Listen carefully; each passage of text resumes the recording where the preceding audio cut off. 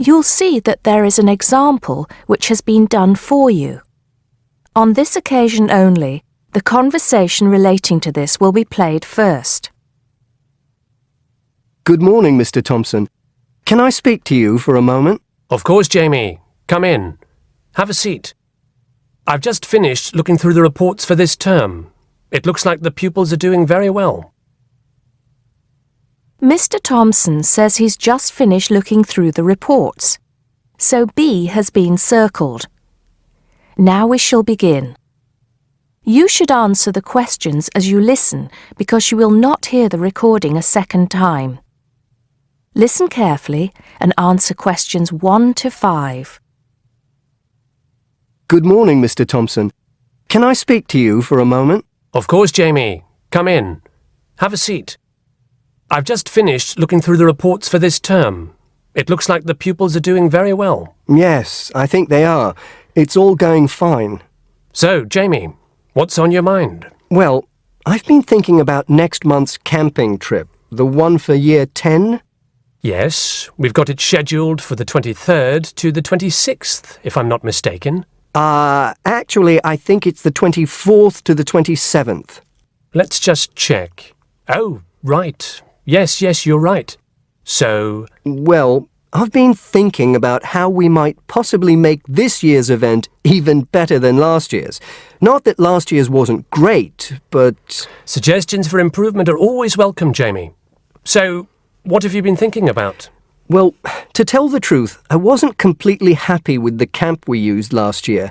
It was rather small, and I didn't feel that the grounds were particularly well kept. Go on.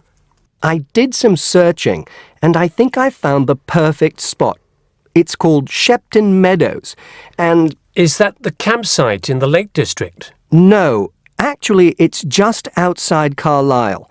It's a huge site, and it's on a lovely lake, Lake Brant, I believe it's called. Half the site is forested, and the rest, the actual camping area, is grassy. For kids that rarely get to see anything more than concrete, it's ideal. And the facilities are amazing. There's a basketball court, a large pool, and a football pitch. There are well-marked trails through the forest for hiking, and the lake is there for swimming and other water sports. I believe there's even a lifeguard service. That sounds like it might suit our purposes perfectly. Did you happen to find out about availability and cost? Yes, as a matter of fact, I did. I called them yesterday evening, and there are plenty of spots available.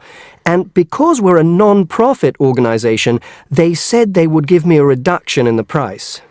If I remember correctly, we paid £5 a head last year.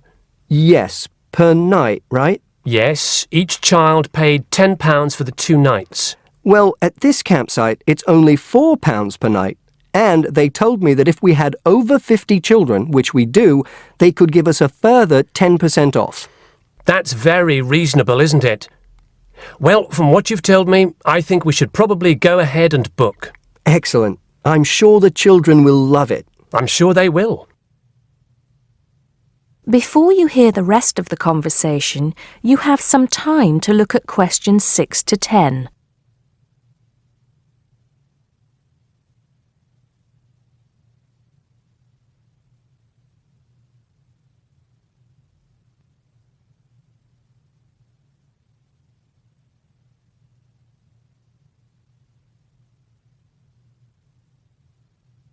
Now listen and answer questions 6 to 10. Now, Jamie, have you given any thought to an itinerary by any chance? As a matter of fact, I have. Wait 1 second. Yes, here it is. I've made a few notes. Okay, so, now, these are just ideas, of course. Yes, go on. Let's hear what you've got. Right. We time it so that we arrive at the camp around 7 on Friday evening. It'll still be light then, and we'll have plenty of time to set up camp and get ourselves settled in. At 8, we could have a barbecue, hamburgers and hot dogs, something that's nice and easy to prepare. And that children love. Yes. Then, lights out would be at 9:30, so the children will get a good night's sleep and be up bright and early at 7 on Saturday morning. Breakfast would be at 7:30, an hour's hiking from 8 till 9, and then a couple of hours at the lake. That would take us up to 11. I think that an hour of free time would then be in order. Let them have a chance to explore a bit on their own, you know? Yes, great idea. And then? Let's see, a picnic lunch at 12, and then sports in the afternoon till 4. Another swim until 5, and then supper. After clean-up, around 6:30, we could have a talk-back session, where the children get a chance to discuss their day and anything else they might have on their minds. Then a campfire and sing-along at 8, back to the tents at 9:30, and, well, that takes care of Saturday. Excellent, excellent. That would certainly keep them busy. What about Sunday? Sunday, right. As on Saturday, same wake-up and breakfast times, and then I thought we could go on a bit of a day trip. There are some caves about an hour's walk from the camp which I thought the children might find interesting. We could leave at 8, which would mean we'd get to the caves at 9. They could explore for a couple of hours, and we'd head back at 11. 12 o'clock would see us back at the meadows. An hour's swim, and then lunch at 1. Then we could have organized games in the afternoon until supper at 5. It would take us an hour to clean up our sites and pack up.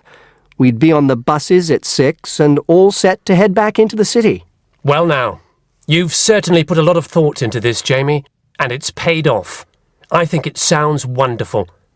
I can't think of a thing that needs to be changed. Let's go for it. Brilliant! I'll get the itinerary printed up and put it up on the notice board this afternoon.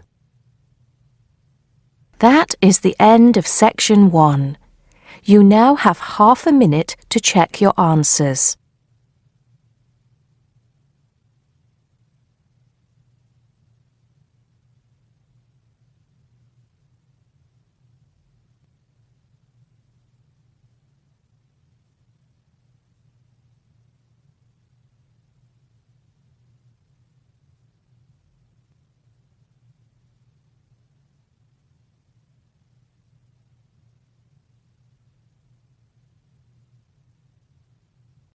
Now turn to Section 2.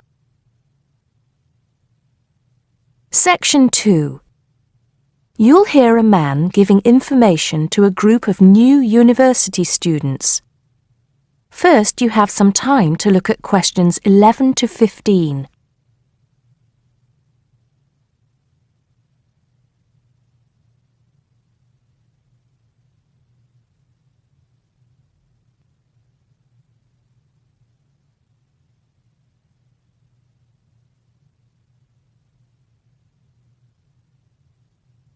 Now listen carefully and answer questions 11 to 15. Good morning, University of Radstock students, and thank you for coming out today. As some of you may already know, my name is Scott Barnes, and I am the director of the Student Services Office here at the university. I'm here today to give you some information about what Student Services has to offer you. To begin with, let me just say that I feel that our office will play an important role in the way that all of you will experience your time here at Radstock as students. Primarily, our center is geared towards providing answers to any questions you may have. Because all of our reception staff are currently enrolled as students at Radstock, we feel that we're in an excellent position to deal with any issues you may face during your time here at the university. As I said earlier, the Student Services Office is mainly a place where you can have your queries answered. However, the office is more than that. For example, if you come and visit us, you can pick up your student discount cards. Now, with these cards, which come at no additional cost to you, you can take advantage of reductions of up to 40% on all forms of public transport in the city. In addition, the cards are honored at many shops and restaurants in the area, giving you the chance to save up to 35% off food, beverages, and other purchases. Our office is also the place you should visit if you would like to get involved in any of the 30 different clubs and societies available at Radstock. Come in any time between 10 and 3 on weekdays and sign up to become a member of the university choir or orchestra, the drama or debating club, the university trivia team, the list goes on and on. For new students, I cannot stress enough how vital it is to participate in the non-academic side of university life. Yes, we are here to work hard and do our best at our studies, but student life is also about having fun and meeting like-minded people. So, bearing that in mind, make sure that you get involved and enjoy yourselves. Before you hear the rest of the talk, you have some time to look at questions 16 to 20.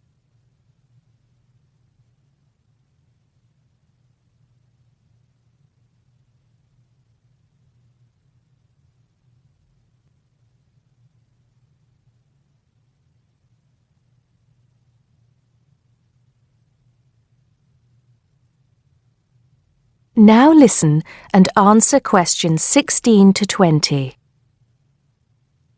Moving along, I'd now like to talk to you about another very important service that our office provides, and that is counseling.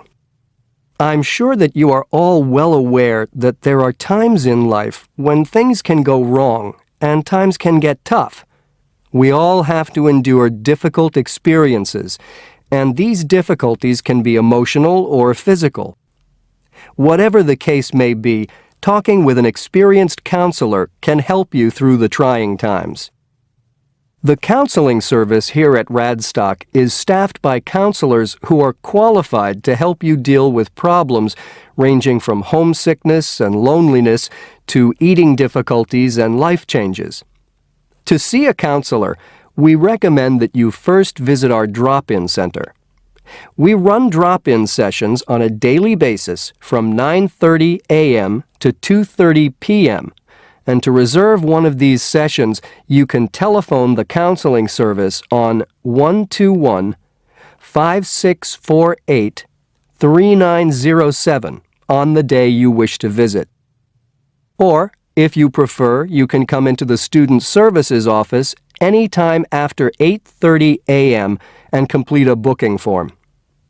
If it should happen that you need to cancel your appointment for the drop-in session, we would request that you contact the counseling service as soon as possible to let them know. Drop-in sessions can be as short as 20 minutes, but it's more usual for them to take about 45 minutes. During that time, you will be asked some questions to clarify your situation, and a decision will be made as to what further action, if any, should be taken. After your session, several things may happen. Firstly, you may be referred to one of the university's counselors for further counseling, which normally consists of another 8 sessions. Secondly, you may be asked to visit another source of help within the university. Or finally, you may be referred to an external organization. Whatever course of action might be taken, you may rest assured that what goes on in these sessions is treated in strict confidence. I'd also like to mention that the counseling service runs numerous workshops on the campus every year. The focus of these workshops tends to be on personal development, and past topics have included motivation, self-identity, and impression management. There is no fee charged for these workshops, and if you require more information, feel free to contact us at stuser@acadia.co.uk. That is the end of section 2. You now have half a minute to check your answers.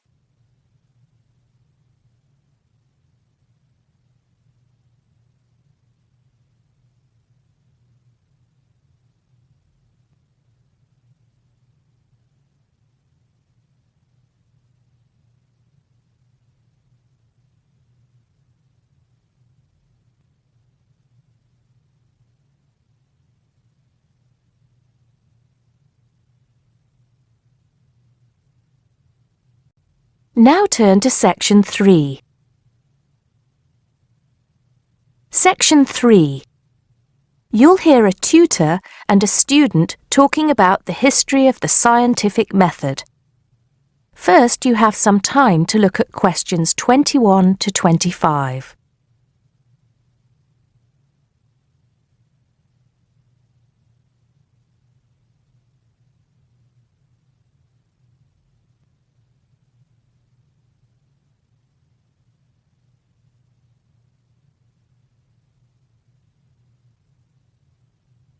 Now listen carefully and answer questions 21 to 25. Hello, Simon. Come in. Take a seat. Now, I wanted to talk to you about your assignment. Yes, the one on the scientific method. That's right. I just wanted to see how you were getting on. Well, I think it's fine. I mean, I haven't done a huge amount of work on it because I've been working on other things. But what I've read so far seems fine. How many of the references that I gave you have you managed to get hold of? Not too many, I'm afraid. It seems that everyone else is working on the same things at the same time. And every time I look, the books are checked out from the library. Right. Well, I think that we can go over the main ground together now. That way, even if you don't manage to go through all the references in detail, you'll still have an overview. What has helped you most so far? I've managed to have a look at 3 of them. I thought that Johnson made some good points, but it was hard to follow the line of her argument. Bradman was simple and straightforward, and I felt as if I got a lot out of that. I wish I could say the same for Whitaker. To be honest, I didn't get very far with that. Okay, that's more or less what I'd expect. So tell me, what have you learned so far about the role of the Egyptians and the Babylonians? Yes. Well, there's evidence that the basic components of the scientific method, examination, diagnosis, treatment, and prognosis, were being used in the early 1600s BC, especially in the treatment of certain illness. Good. Yes, that's right. And the point, of course, is that that represented a considerable advance over relatively simple, non-empirical approaches, which usually attributed anything unknown to the actions of the gods, etc. Of course, the Egyptians and Babylonians did this as well, but what we see emerging here is a willingness to base opinion on systematic study of the real world, which is at the root of the scientific method. I see. Right. Yes. And then that reappears later. Yes, although don't get carried away with the idea that it was a simple process of development. By the time we get to ancient Greece, let's take the period towards the middle of the 5th century BC, the rules governing the scientific method were practiced on a widespread scale, but there were still many people who believed that real truth could only be acquired by pure rational thought. Plato, of course, had a great influence on the development of the scientific method during this period. Through his academy. That's right.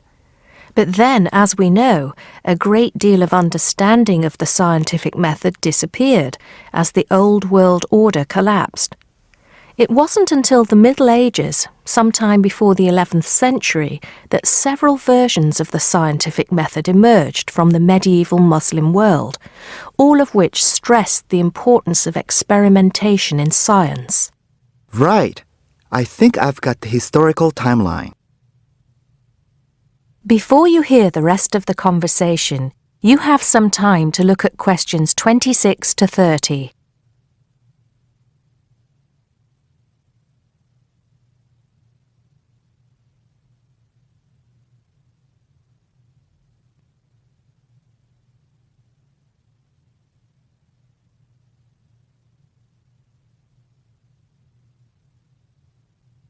Now listen and answer questions 26 to 30. The other thing I'm struggling with slightly is actually pinning down precisely what we mean by the scientific method. I wonder if you could give me some pointers on that. Sure. Well, it's best to think of the scientific method as a series of steps in a process which allows us to find answers to questions about the world around us. So the first step is to identify the problem. What is it that you want to know or explain? And then I think the next step is designing an experiment. But you can't design an experiment unless you know what you want your experiment to tell you. Oh, yes. You need to form a hypothesis to be tested before you design the experiment. So there's a very clear relationship between hypothesis and experiment. Having designed the experiment, then of course you go on to carry out the experiment. The particular procedure you follow, the protocol, will differ from experiment to experiment, but the underlying principle is the same. You analyze the data from the experiment in order to confirm or disprove your hypothesis. Assuming the experiment is accurate. Oh yes, if there's anything unusual about the data, or if the results are at all surprising, then you need to ask yourself whether the experiment could be flawed and whether the data could be unreliable. If the answer is yes, then it may be necessary to modify the experiment and go through the process again. So, once you have reliable, valid results, Then the final step is to communicate them. The wider scientific community needs to know about the results, and publication in journals is the accepted way. okay, I think I've got the basics. It's going to get more complicated as we begin to look at some people who have criticized the scientific method. So you need to make sure that you understand things up to this point. Let me know if you have any further problems with it. That is the end of section 3. You now have half a minute to check your answers.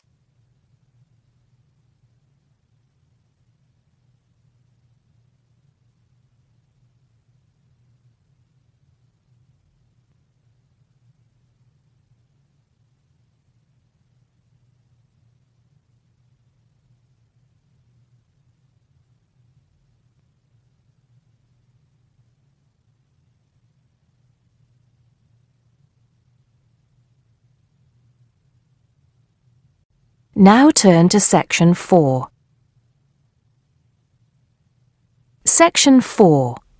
You'll hear a teacher talking about several British art galleries.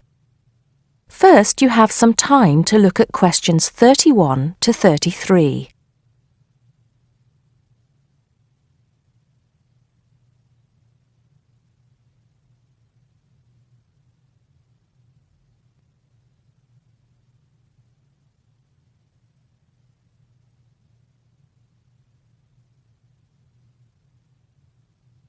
Now listen carefully and answer questions 31 to 33. Good afternoon. Welcome to the first class of V100 Art and History.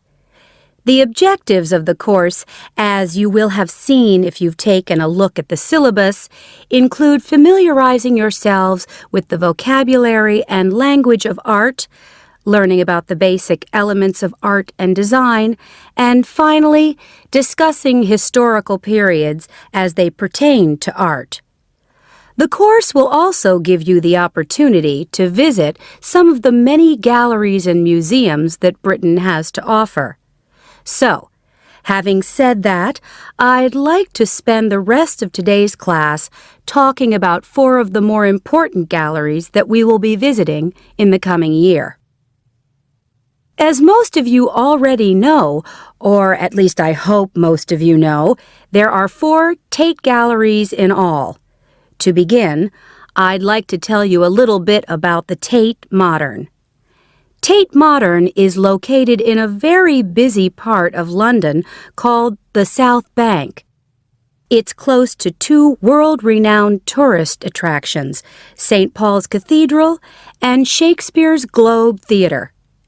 Now, interestingly enough, Tate Modern is housed in what was a power station built in several stages between 1947 and 1963.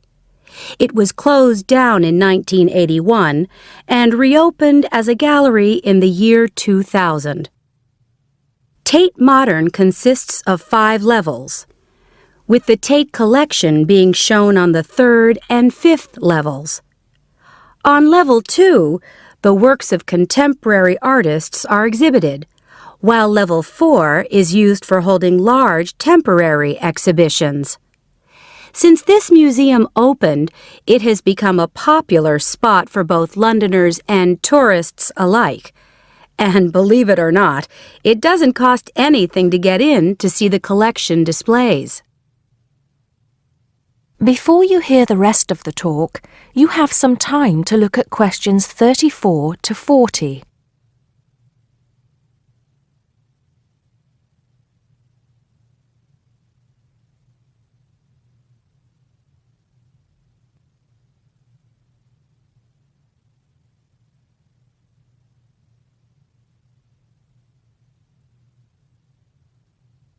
Now listen and answer questions 34 to 40. Now, the second gallery I'd like to talk about is Tate St. Ives, which is in Cornwall. It was built on the site of a gasworks, and it overlooks Porthmeor Beach. Tate St. Ives is housed in a 3-story building that was designed by the architects Evans and Shalliff. It was established in 1993, 7 years before Tate Modern was opened, and the gallery exhibits the works of modern British artists, including members of the St. Ives School, a group of artists living and working in the area from the 30s onwards. In later lectures, we'll be looking at the work of some of the artists who belong to that group and the ways in which they influenced each other. Okay, am I going too fast for any of you? No? Good. Next, I want to talk about Tate Britain, which is a gorgeous gallery situated right in the heart of Westminster.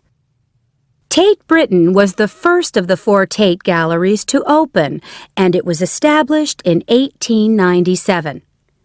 It was built on the site of an old prison, and when it first opened its doors, it was called the National Gallery of British Art. Later, it became known as the Tate Gallery, after the man who founded it, Sir Henry Tate.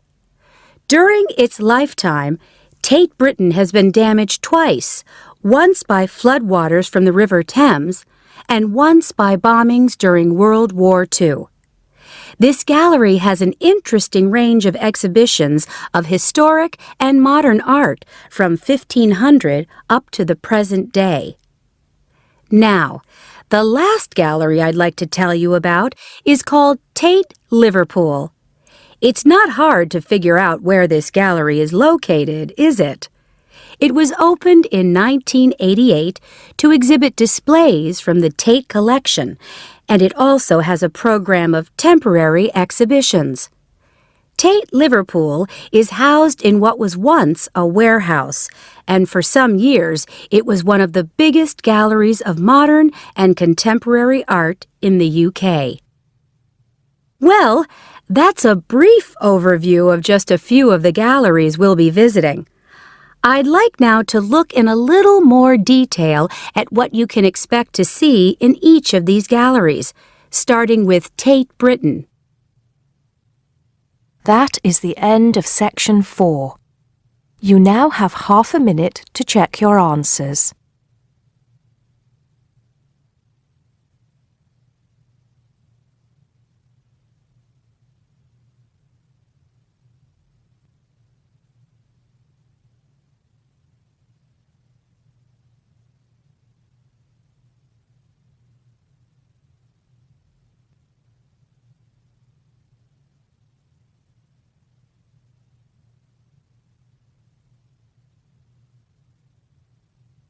That is the end of the listening test.